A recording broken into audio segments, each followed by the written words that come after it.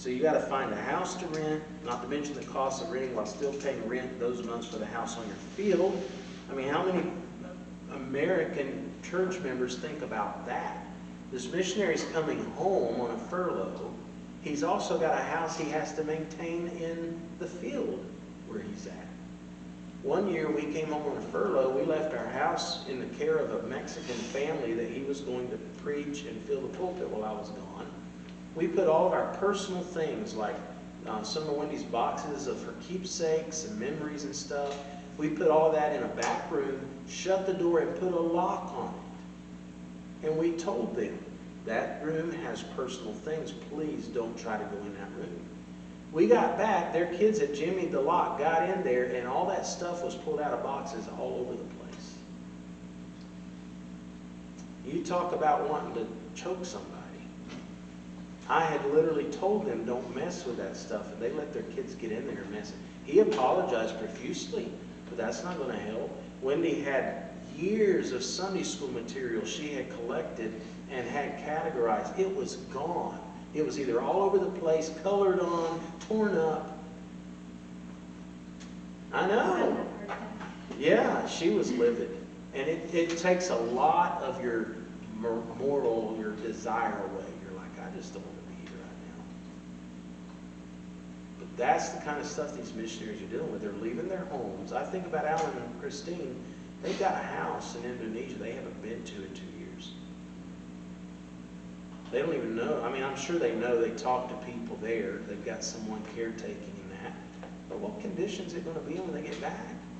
The Summers just got back, and Adam went over there to try to help out. They had covered all their furniture with drop cloths because of the humidity and stuff. It molds and mildews. And even with the drop cloths, there was still mildew growing on the couches and sofas and stuff, the beds. So they had to do as much as they could to clean and get it ready for them. So when they came back that night, they was going to be tired. They wanted to just go to bed. So they had clean linens and stuff for them to go to bed and sleep. But now they're spending weeks, wiping the pantry down because all the cabinets have mold growing. I mean, there's so much. You leave your house empty that long, it's going to happen. So there's a lot we don't think about here that is going on in their minds as they're here. They're thinking, well, what my house is going to be like. I wonder what my stuff will be like. This is where a fervent logistical supporter can be a big help. Missions houses are great help for this concern, and ministries like Baptist Missionary Transport Ministry and Righteous Rides. That sounds cool. So these are ministries that can help missionaries rent vehicles and stuff like that for furlough. So those are thoughts and things that maybe people don't think about a lot. He talks about PTSD on page 61, the first full paragraph. I'm sure if you've read the book, you remember this, that you probably remember this. In fact, Brother Mike, I think, mentioned it Sunday night in his message, that Charles Wesco, his buddy, his companion, was shot and killed in the car with him. And I remember when that happened, it was big news. I mean, everybody knew about it. We were praying for him even though we didn't know them personally. But he was shot there in Cameroon. And so he says also, in the same year, I was thrown from a motorcycle and struck by a taxi. I was inches from being run over and killed. Then there's a 12-year-old daughter and I were driving home from outreach in town when we unwittingly came upon a confrontation between the military and rebel insurgents, and the military fired several warning rounds within yards of our vehicle. So they came home traumatized. How do you deal with that? As a church, what do you do? Well, the first thing is just be considerate. Be understanding that this is not normal to them, and it doesn't feel like home. A missionary doesn't feel like he has a place.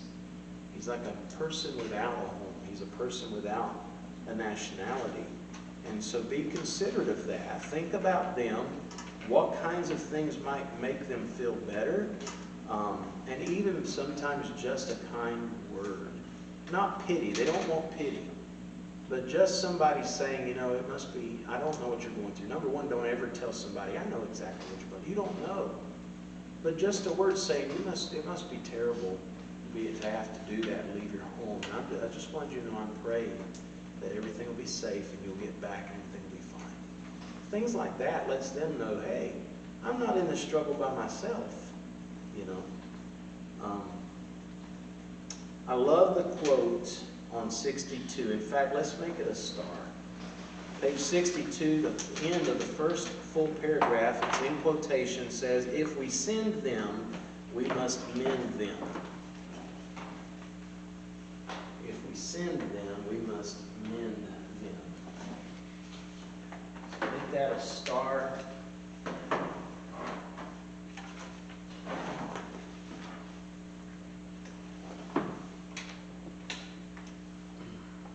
Then about halfway through that, or not even halfway, a third of the way through that next paragraph, it says, people have changed and have moved on with their lives. He's talking about people that when they come home from the field to their home church, many people in the churches have changed, moved on with their lives. Sometimes people who the missionary considered to be best friends have advanced in their careers to the place that they no longer have time or common interests anymore.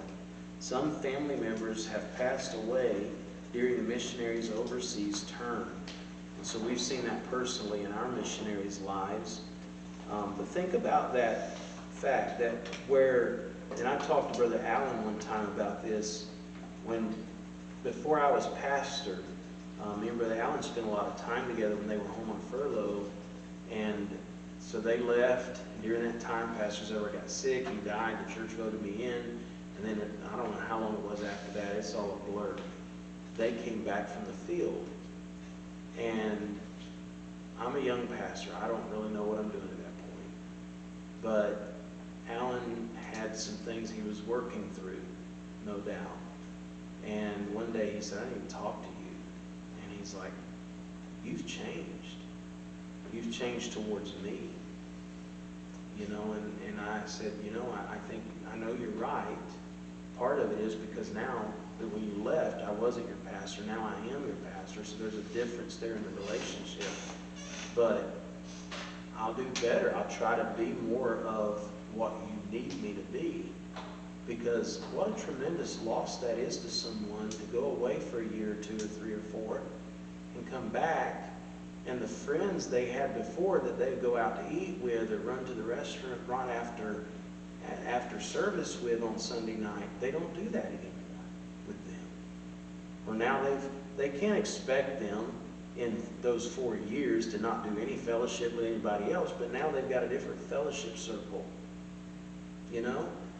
And so those are the kinds of things that go on in these missionaries' lives that are very, very difficult for them. The children, they come back and their friends that they played with are now either older or have different interests than they had before, or have moved away.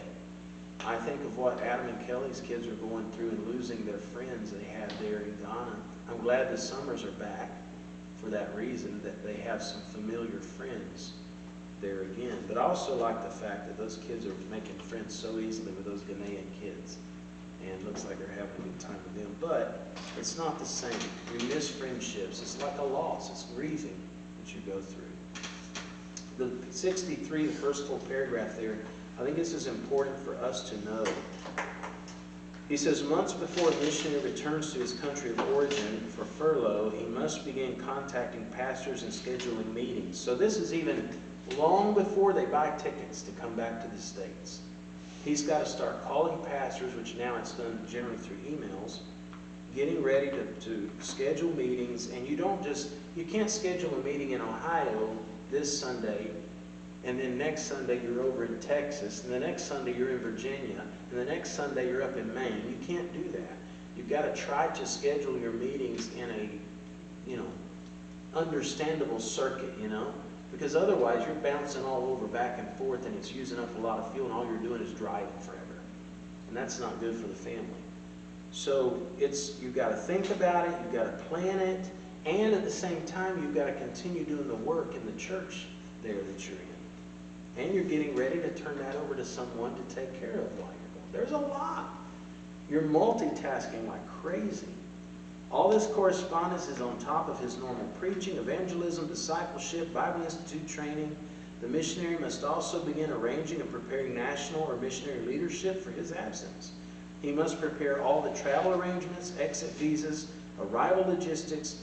Where will his family live? What will they drive? This is where a good local church comes in handy, amen? If they can help them with some of these things, take that off of his shoulders. Traveling with children, homeschooling, jet lag, changes in culture, changes in driving, changes in climate, etc., are all stress-producing factors that affect even the most experienced missionary.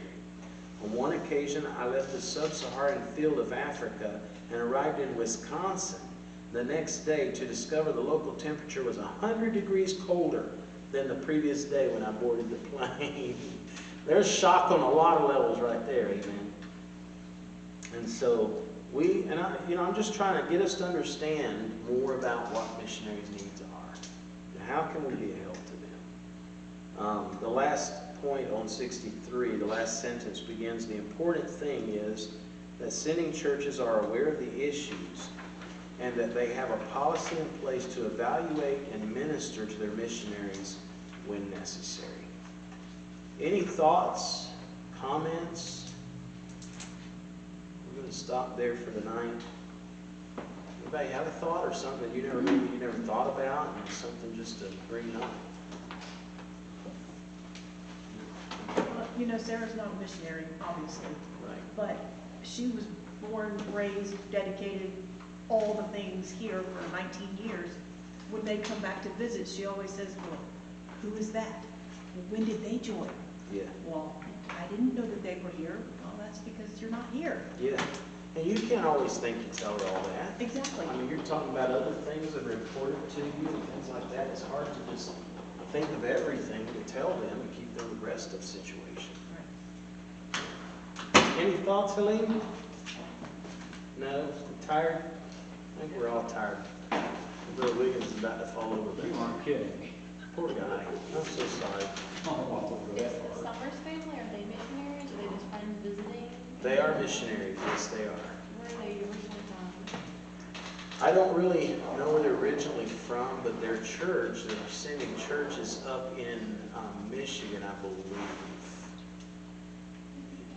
Yeah, I think it's up in Michigan. Their daughter, Carrie, just started school. She's in college at Crown College down in Tennessee.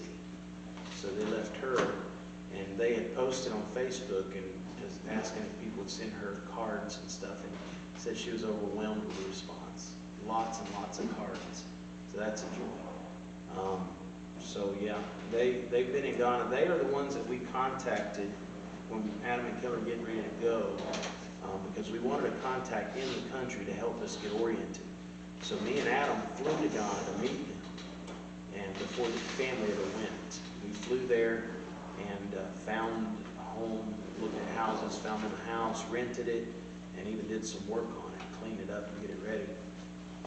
And then we flew back, and I think I was in like February. So then we had our missions month, and right after missions month, we helped them. Wendy and I both went with them. Flew back to Ghana with all the families. So each of us had a kid with us on the plane, and helped them through airports, because we had two change planes in 2 countries. And so that's a very terrible place to lose a kid in a country that they don't speak English. So we each was responsible for making sure our kid got on the plane, and went with them, and then we took care of the boys while there were only 3 of them, I think, at the time. And while they went to town and bought all their appliances and filled their cupboards, so we just took care of the kids and kept that out of their responsible area. So it was good. I enjoyed it very much. I desire to go back and visit them again. I want to visit other fields. I think that's a good thing to do. In fact, I want to mention that to our men, that if we could work on putting that in the budget, to send the pastor at least once a year on a missions trip, visit one of our missionaries, and go see them, make sure they're okay. Not necessarily Adam and Kelly, which that'd be great to go every year to see them, but any missionary. I want to go to Thailand. I want to go to all these places and visit these men, encourage them, because they don't get a lot of visits. And so it'd be a great thing. Now, missionaries in Mexico, they get a lot of visits. You've been down there. I've taken groups down there, and while we were down there, we had groups come in. And because it's easy, you get there easily. But there's some of these guys in some of these countries, people are scared to go. So they feel alone. And it'd be great for them to see other Americans. All right, let's close in prayer. And I appreciate you guys. You're very patient, doing a good job. Jason, you want to close in prayer for us? Yeah, there is Dave, and the opportunity to be here. Thank you for helping us learn and to helping us understand what we're being taught. And it's that you be with us all as we go throughout our week and come back tomorrow for church. Just name it. Amen. Just so y'all know, we're looking at going in the fall to Germany, or we'll go to Berlin. Yeah. Who said that? Is it this fall? Yes. My understanding, I mean, I talked to Brother Poling about it. He said he's working on it for September timeframe. For how long? Probably about 10 days. We're going to visit separate churches? We're going to visit separate churches? I don't know. Maybe just to have some. Brother Scott Poling in Berlin. That's our plan. Because he had sent an email out, or a letter, saying that they wanted to have a campaign in the fall of 2023, where we would go and basically blitz, where you just go out and hand out as many tracts as you can. And probably in Germany, I know in England you can put them in mailboxes, so they'll just go stuff mailboxes with tracts. And because we can't speak German very good, we can do that. So that's another thing about traveling to a mission field. You got to figure out how can we help this missionary even though we don't speak the language. So maybe one night you ought to share your experience. I think it'd be awesome. I know, I'm sure it's. Because tonight you're tired, you want to experience it. I was in Meyer today, and I've been needing a pillow because every pillow in my house I've been through, it's hurting my neck. I can't stop getting my neck to hurt. So I found these pillows tonight. I can't wait to get in there tonight and test that pillow out. Is it a neck pillow? No, it's just a pillow. They were on sale. They feel like down pillows, but they're not. It says there's no down in it.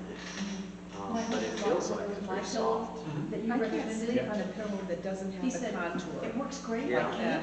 Wendy has one of those. I can't sleep. But it doesn't work on our Yeah. bed, because we have a water bed. Well, finding a good So- pillow is a good thing. I've had It's several cool through the weight, years. so he's like, my But head then is after like, you sleep on them, a lot Okay, I of see them that, lose yeah. and he their wears the CPAP fluffiness. machine, and then just, Well, they then when don't that work together, happens, but you it start can't, it's getting like, it works pain in your great. neck So he again. has a You gotta try something different, go get another one. I have we- a when whole we had a camp walk. set up, so. Oh, girl. Mine's really Hello. old, and You've seen what I it was a Tempur-Pedic. I bring a nightstand on. Okay. That's I fine, that's fine. mean, I See bring ya, a bedside honey. table, but it's not, Take care of it's just a, yourself, we'll see you on. I bring Whatever. flowers, yes, you do. the whole 9 Good yards. night, bye-bye. It's okay. And maybe someday you'll come back. Once my children are older and in camp, I'll be back. You mark my words. Doesn't sound like those Have you given parents any did a thought very to good job of food? watching their kids. I know. Betsy and I were just kind of tossing around, we didn't come The to. parents Yeah, that let I their see kids get into what your everyone else room. Oh, man, there is a problem Yeah. with discipline in Mexico. None of those kids are well done, well First when he said, educated battery. the